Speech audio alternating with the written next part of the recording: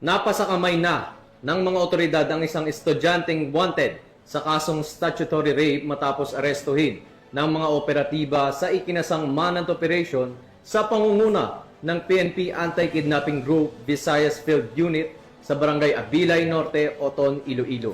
Ang operasyong ito ay bahagi ng pinaigting na kampanya ng Philippine National Police laban sa mga wanted na personalidad, lalo na sa mga kasong may kinalaman sa karahasan at paglabag sa karapatang pantao. Patrolman Reggie Barnuevo sa balita. Ang isang estudyante na lalaki na tinugurang most wanted person, top provincial level at top 1 municipal level sa kasong statutory rape. Matapos ang isinagawang manhunt operation ng mga operatiba ng PNP Anti-Kidnapping Group Visayas Field Unit sa pamumuno ni Police Lieutenant Franco C. Aguilar ng Iloilo Satellite Office katuwang ang Uton Municipal Police Station, Iloilo PPO at Provincial Intelligence Team ng Regional Intelligence Unit 6. Dakong alas 10:09 ng umaga, Hulyo 14 ng taong ito sa Barangay Abilay Norte, Uton, Iloilo. Kinilala ang suspect na si Cedric John Regoyta Reyes, 19 anyos, binata, tubo at residente ng naturang lugar.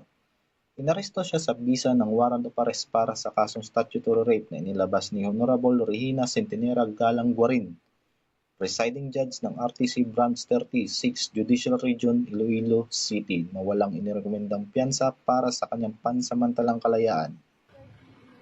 Ipinaalam din sa akusado ang dahilan ng kanyang pagkakaaresto pati na rin ang kanyang karapatang konstitusyonal sa wikang kanyang nauunawaan. Pansamantalang nasa kustudiya ng Uton Municipal Police Station si Reyes habang isinasagawa ang kaukulang dokumentasyon at ang formal na pagsasauli ng warrant sa korte.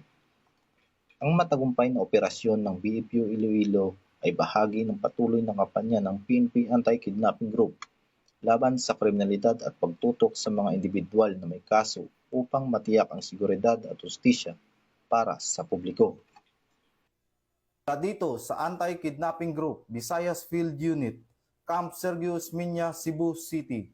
Ako po ang inyong PNN correspondent, Patrolman Reggie Barnuevo, alagad ng batas, tagataguyod ng Balitang Pulis.